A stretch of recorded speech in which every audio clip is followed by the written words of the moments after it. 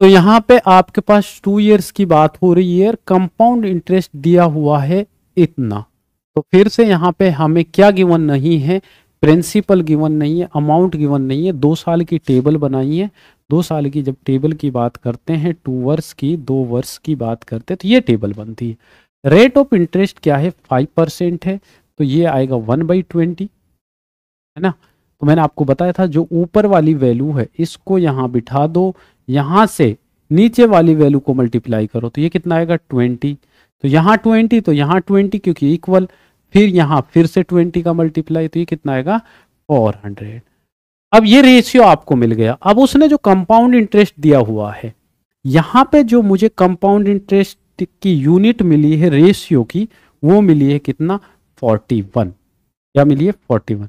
इस 41 के इक्वल उन्होंने बोला हुआ है 328। क्या बोला हुआ है, 328 ये बोला है।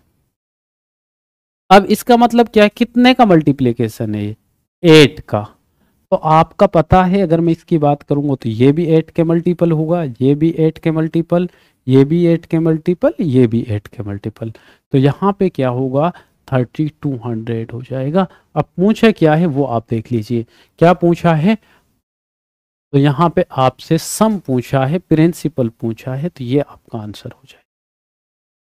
क्लियर है भाई। इस टेबल को थोड़ा बनाना सीखिए, बस ये टेबल ही इंपॉर्टेंट है यहाँ पे।